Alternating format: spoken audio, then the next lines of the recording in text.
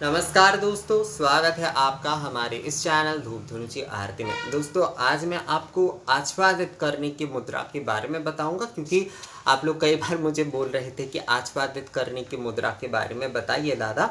ये आच्छादित करने की जो मुद्रा है इसे अवगुंठित या फिर अवगुंठन मुद्रा कहा जाता है। यानी कि इसके जो है आच्छादित करना, ढकना जो है, मान लीजिए कलश को, जैसे कलश को गमछे या कपड़े आदि से ढके जाते तो वो अवगुंठन हो जाता है, आच्छादन होता है। नैवेद्य को ढका जाता है, पुष्प आदि पात्र को ढका जाता है तो वो आच्छादन होता है। तो आच्छादन मुद्रा यानी कि अवगुंठन मुद्रा से ये सारे कार्य किए जाते हैं। ये होता है अवगुंठित मुद्रा। अवगुंठित अवगुंठन का अगर आप जो है शब्दकोश में जो है इसका अर्थ खोजेंगे तो इसमें जो है इसे पर्दा यानी कि घूंघट से जिस प्रकार से जो पर्दा करते हैं ना, यानी कि ढकना जो है, तो पर्दा करने के विषय को कहा गया है। इसके अगर शब्दकोश के अर्थ में अगर आप जाते हैं तो वहां पर अवगुंठन का अर्थ यही कहा गया है, ढकना। तो हम कलश के आच्छादन दे रहे हैं, कलश स्थापना आदि कर रहे हैं, नारियल रख रहे हैं, उसके बाद वस्त्र आदि से जैसे आच्छादन कर रहे हैं, पुष्प आदि से आच्छादन कर रहे हैं, साथ में मुद्रा भी प्रदर्शन किए जाते हैं। कई समय अगर आप इन सारे वस्तुओं से आच्छादित नहीं कर पा रहे तो केवल मुद्रा के माध्यम से भी जो है आच्छादन दिए जाते हैं। तो वही आच्छादन के लिए जो मुद्रा यानी कि अवगुंठित मुद्रा के बारे में क्या कहा गया है हमारे आगम में, वही जो है मैं आपको बताने वाला हूँ।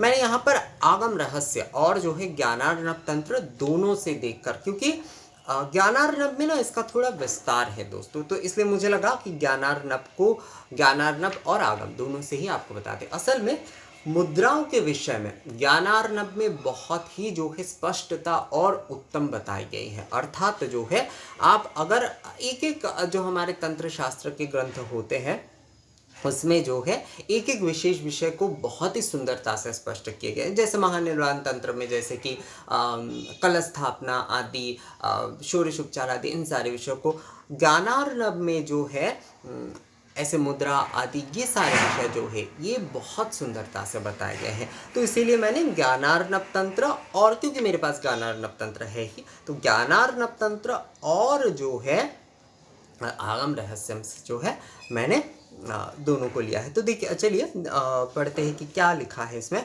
तो कहा गया है कि बाएं हाथ की मुट्ठी निर्माण करे, अंगूठा और तर्जनी का मुख नीचे करे, इसे देवता के चारों ओर घुमाए, तभी अवगुंठनी मुद्रा कही जाती है।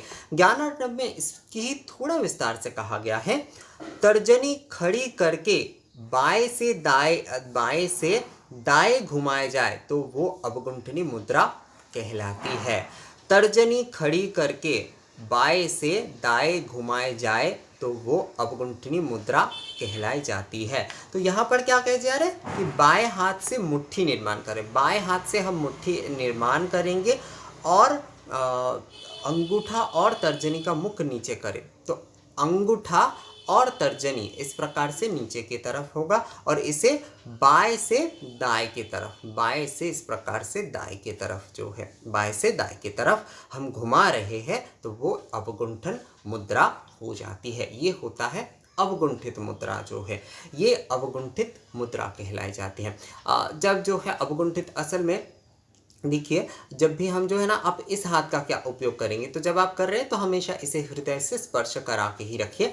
जब आप बाएं हाथ से अवगुंठन मुद्रा कर रहे हैं तो अवगुंठन मुद्रा में जो है आपको जो है बाएं से दाएं के ओर घुमाना है। कई लोग ऐसे भी, क्योंकि देखिए यहाँ पर कहे गए हैं कि तर्जनी खड़ी करके, तो खड़ी करके मतलब जो है वो सीधा करके भी जो है इस प्रकार से किया जाता है, ये अवगुंठित होता है। पर आगम में जैसे कि कहा जा रहा है कि तर्जनी और अंगूठे की मुख जो है वो नीचे की तरफ होना चाहिए, और ज्ञानार्णव में कहा, उसके और विस्तार से कहा जा रहा है कि बाएं से दाएं की ओर घुमाया जाए तो वो अवगुंठनी मुद्रा कहलाई जाती। तो हम मुट्ठी करेंगे, उसके बाद जो है तर्जनी और हमारे जो अंगूठे हैं उसे जो है इस प्रकार से लेंगे, इस प्रकार से हम नीचे की तरफ ही कर लेंगे और उस प्रकार से जो है आप चाहे तो खड़े करके भी कर सकते। देखिए दोस्तों, ये जो होता है ना, ये हर एक गुरु परंपरा या फिर टेक्स्ट के रूप में ये सारी चीज़ें जब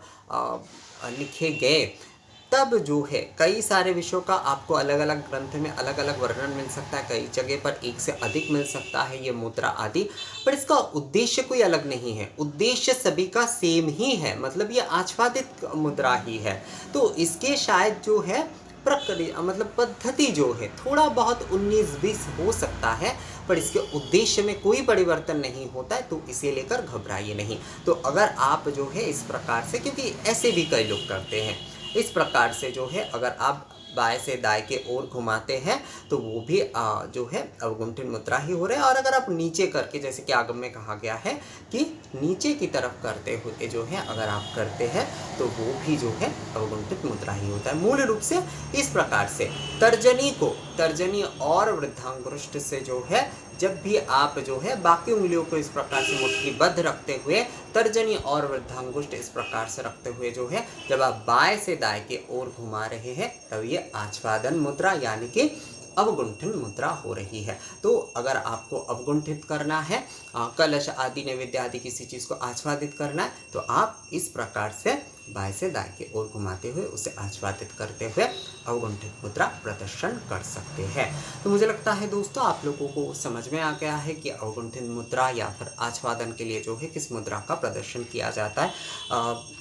ये सारे जो है मतलब देखिए कई सारे मुद्राएं, आप लोग बहुत सारे दूसरे मुद्राओं के बारे में भी मुझे कहते हैं, पर सभी मुद्रा सभी के लिए बताना और उसे जो है इस प्रकार से YouTube के माध्यम से बताया नहीं जा सकता। कई मुद्राओं का कई कुछ विषय होता है, वो या तो आपको सामने सीखना होता है या फिर गुरु से सीखना होता है। तो जो सर्वसाधारण के लिए है, अगर आप लोगों का रिक्वेस्ट आदि मिलता है, मैं उस पर विचार करके देखता हूँ, तो मैं वो आप लोगों को ज़रूर बता देता हूँ। पर जो है मतलब जो है सभी के लिए नहीं है, मैं वो कभी भी नहीं बनाऊंगा दोस्तों, ये मैं आप लोगों को स्पष्ट कर देता हूँ।